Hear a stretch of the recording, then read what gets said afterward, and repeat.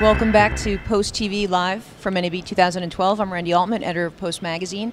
We've got Adam Green from Avid, and we're going to talk about, we're going to, in a second, dig into what you guys have here at the show. But last week you announced a cross-grade promotion that created a bit of a buzz. I was hoping you could just talk about that. Yeah, absolutely. So what we did is, last year, and we actually have a continual cross-grade, so Final Cut 7 users and before can get to Media Composer for $14.99, right? And that's our kind of our continual cross-grade.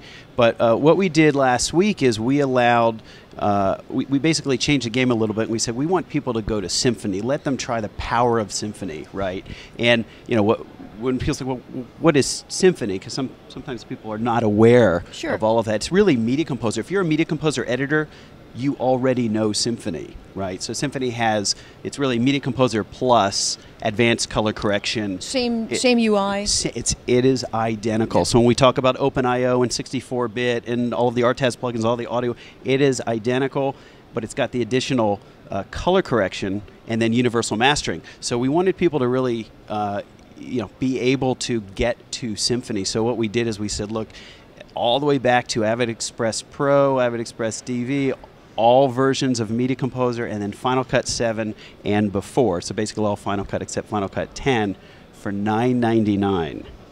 It's crazy. I'm telling you, I was getting emails, people just forwarding me the link to your site and the announcement, and they were like, oh my God. They were just really jazzed about it. So that's pretty exciting for and them. it's a limited time promo. So when does it end? Ends June 15th. Okay, so they've got to get moving. They've got to get moving to save $5,000. Get moving. So tell me a little bit about what you've got here at the show. Obviously, Media Composer 6 was announced end of last year. So maybe talk about what we could expect going forward, if you can, and then dig into some of the other news. Yeah, sure. So if we start at kind of our professional video applications, so we are showing Symphony 6, as you said, which was actually announced at the end of last year, Media Composer 6, but we're showing some new technology previews inside of those apps.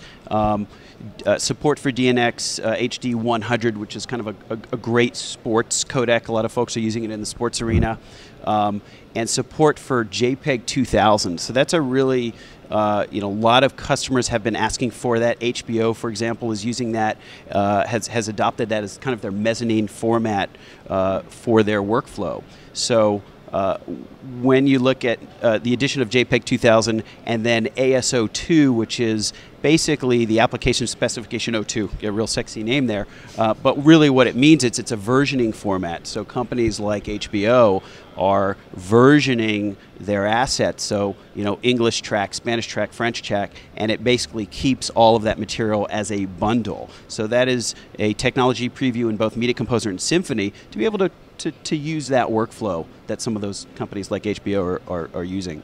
When do you expect that to come out for the users?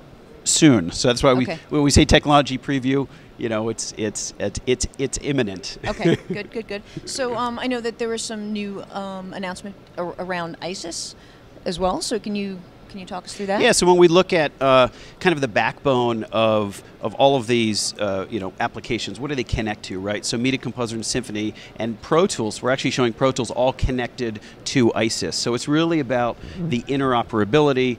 Sending material from Symphony or Media Composer to Pro Tools, keeping the locations and the panning and the RTAS plugins. But really, the backbone of that is the storage, right? So it allows you to do a true collaboration when you're using Media Composer or Symphony for bin sharing.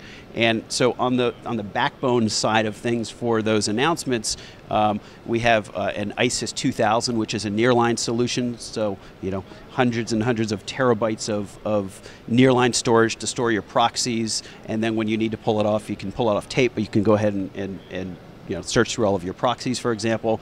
Interplay Sphere, which is a kind of a remote editorial system, so in the field to be able to remotely edit stories and send them back, whether that's in the newsroom or whether that's the post facility for dailies, for example. So there's a lot of implications on those types of workflows. Okay. What else? What have we not touched upon?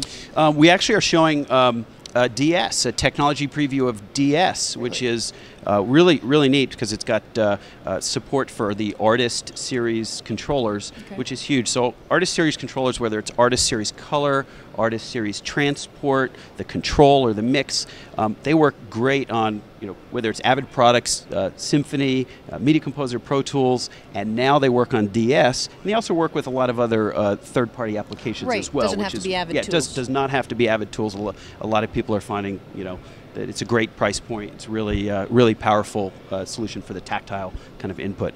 But yeah, on the DS front, support for DNX HD 444, OpenEXR, as I said, the Artist Series, and there's 16 channels over embedded SDI. There's a whole list. You always a lot of information.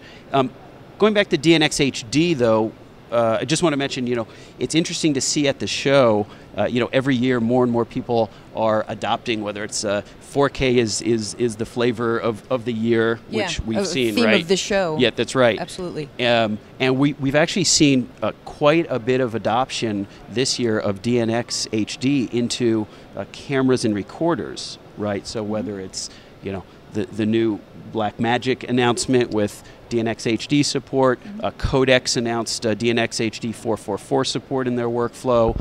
You've got Gemini, sound devices. I mean, there are a ton of companies. You just slap on your recorder and record at the format you want to record at, right, without the additional transcoding on the back end. So making workflows a lot easier. That's right. Right.